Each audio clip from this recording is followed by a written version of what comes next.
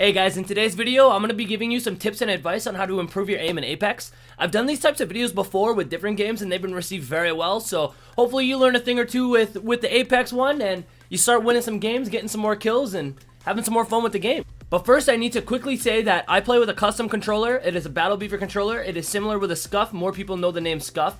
It's similar to a Scuff, but rather than paddles on the back, it's got buttons. So I play with a Battle Beaver controller, so my X and my circle are bound to the back of my controller, so I can jump and crouch while keeping my thumb on the stick. Everything I'm going to say still applies to you, but I feel like I need to add that. Also, I've been playing shooters my entire life. So a lot of these things have translated from game to game to game to game to game. So I've got a lot of practice and time in. So a lot of these things that I'm going to mention in here, you're not going to really get right off rip. You're going to have to put the time in, you're going to have to practice. Some people are naturally better at it than others and will learn way faster, but time is literally everything. So with that said, let's get into the tips. So first and foremost, and probably the most important, is that this game has predictable recoil. Every gun has unique recoil, but you can control the recoil on every weapon. So this is the R301, for example. Me just shooting R2, not touching the right stick, you can see the recoil pattern that I have. Now if I control it by touching down on the right stick just a tiny little bit as I shoot, I can predict that recoil, I can control it. So you can see how the bullet pattern is way more tight right there, right? When I'm controlling it, rather than on the left when I'm just holding R2 and shooting at an enemy. So I'm going to do it one more time. All you need to do is just hold down just a tiny little bit. Now it sounds really simple, but it's actually really difficult and it's hard to get used to. If you want to learn how to do this really well, I do suggest going into the training arena and just practicing with the R301, because the R301 has the least amount of recoil, as far as I can tell, out of any full auto AR in this game. So if you want to practice and get used to it, use the R301. But now I'm going to show you the R99, and as you can see, the R99 has a lot of recoil. If any of you guys have used the R99, you know what I'm talking about. It's got a lot of recoil. So on the left, that's just me holding R2, and then on the right there, what I just did, this is me controlling it. It's basically a laser beam. Now what I'm doing is, one more time, I'm just holding down on my right stick just a tiny little bit. That's all that I'm doing. And I'm able to control that recoil. It's predictable. It's very important. It's predictable, so you can learn how to control it. Now, let me show you a way that you can practice this. So, what I'm doing here is I'm using the R99, once again, got a lot of recoil, and I'm picking a little spot in the rocks, okay? You see that little circle? There's like an indent into the rock. I'm shooting on the right just to show you that there's no mods or anything like that, because I saw comments about people saying that I use mods or something. I'm shooting my bullets into the little crevice, the little hole in the wall, and I'm trying to keep all my bullets inside that hole. Now you can do this over and over and over. Just find another little spot, back up, and try to keep all of your shots inside that little hole. Trust me, it sounds very simple, but this is actually really difficult to get used to, because when you hold down, when you're trying to correct your aim, you're trying to control the recoil, sometimes you're going to aim too much. You're going to go down too much and it's going to mess everything up. Or you're not going to do it enough, or you're going to start moving left to right. Everything is going to start messing up. So you can go into the training arena, just aim for these little crevices in the wall, these tiny little circles, and try to keep all of your bullets inside those holes. So one more time, I'm just going to shoot, no correction right there, just to show you guys that I'm not using mods or anything like that. Like I said, in a few other previous videos, there were some comments of people being like, yo, you're totally using a strike pack or a Cronus or something. I'm like, no, no, just holding down on the D-pad or on the right stick a little bit, bud. So that's a way that you can practice it, okay? That's the way you can practice it. Down a little bit on your right stick. Now, I'm going to show you real quick. This is a chart of all the recoil patterns in the game. Now, you don't need to memorize this. Just by playing the game, you're going to get used to it. Whenever I pick up a certain gun, I have it memorized. Like, I play the game a lot. So I know what the recoil pattern should feel like on each weapon. And I just accommodate for whatever weapon that I'm using. And soon, after you put in the time, when you practice a lot, you're going to get used to it as well. And you'll be able to do the exact same thing. So that's great and all. That's how you control the recoil patterns. But lots of weapons, you don't have to really worry about that. I'm talking about the wingman. I'm talking about the longbow. I'm talking about the Peacekeeper. Guns that have, you shoot once, you shoot again, right? You don't have to control the recoil on it. So for those weapons, there's a special little technique that I used to do when I'm sniping. I used to do this in Call of Duty. I would do this in Overwatch, whatever it is.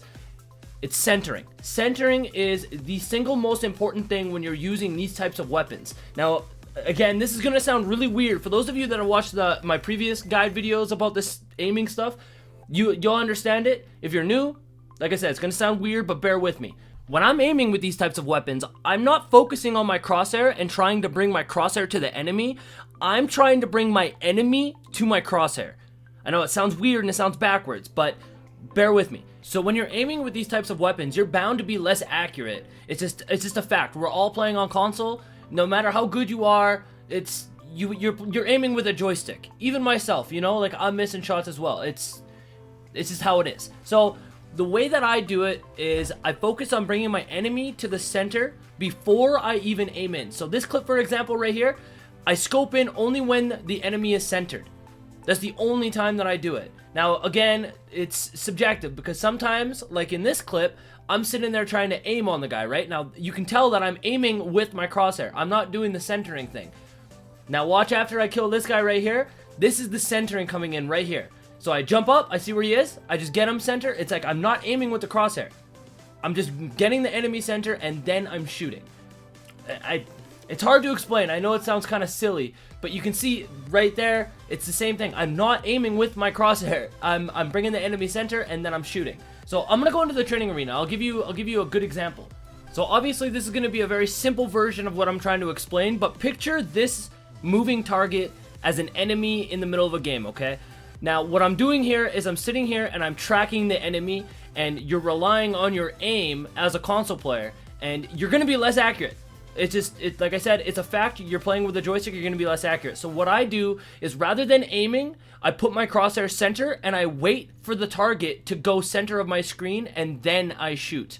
So rather than aiming with your right stick, you're letting the enemy move center. Now, of course, it's going to be a lot more difficult to do in the middle of a game because enemies are going to be unpredictable. They're going to be moving around in different ways. But if you're able to incorporate this into aiming, of course, it's going to be a mixture of both. When when it's all said and done, it's going to be a mixture of both. But if you can get used to letting your target go center rather than trying to aim, incorporate the both together, you're going to see way better results. Way better results. Same thing applies to the longbow. Same exact thing. Rather than aiming and tracking the enemy, I'm sitting there and I'm trying to wait for the enemy to go center and then I'm shooting. Exact same thing. Don't mind the weird little flicky thing that I do. I don't know why I do that in every game that I play when I'm sniping. This is something I do when I'm sniping, okay? I like doing that when I'm sniping. It just looks really flashier. I don't know. Maybe it's just like a subliminal thing in my head. For some reason, I flick it around like that. You don't need to do that. It's just kind of something I do for some reason. But point is, you want to wait for your target to go to your crosshair, okay? Now, once again, I need to say this. This is not going to work in every single situation. Everything is going to be different, but if you're able to get used to it, and if you can incorporate that technique into your normal aiming techniques and do like a good mixture of both, then you're going to be able to do way more. You're going to be much more accurate. You're going to get way more kills. Everything is going to be better. To wrap things up, I want to touch on sensitivity because sensitivity is very, very important. I get asked a lot on stream. I get asked all over the place in the comments.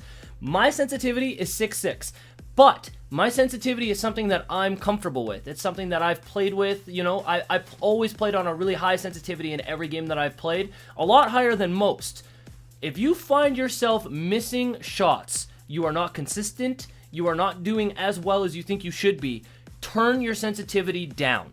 There's no shame in playing on a low sensitivity. I encourage it. As a matter of fact, I encourage playing on a lower sensitivity. The lower your sensitivity is, the more consistent you're going to be, right? And again, you got to be comfortable with playing on a higher sensitivity. It's not for everybody, and if you want to start turning it up, I recommend turning it up in small increments. Just one notch at a time, slowly turning it up, and as you get used to it, then you can start playing, more and more and more. But that, again, that's only for some people. Some people are used to a high sensitivity. Everybody's different. Everybody's different. Just find something that is comfortable for you, but I encourage you to stay on a lower sensitivity and start working your way up, okay? So with all that said, it's really hard to give like a specific guide and just tell you, here's all the magic secrets. It all comes down to practice. You can take these tips that I gave you in this video, practice with it, learn, play the game, have fun. Have fun playing the game. And the more you play and the more time you put into the game, the better you're going to be. That's just a fact. That's just what's going to happen. So it all boils down to time. It all boils down to practice. Everything is situational, especially in a battle royale. But if you incorporate the little techniques that I gave you in this video, you're going to find yourself being a much better player. You're going to be way more consistent. You're going to do way more damage. You're going to be better. You're going to slowly grow. You're going to get better at the game. Everything's going to be good. So anyways, guys, I hope you enjoyed. I hope you did learn something. Let me know in the comment section down below if you have any tips of your own. If you know, little things that you do yourself, let me know. I'm actually curious. So anyways, guys, thank you once more. And I will see you guys on the next video.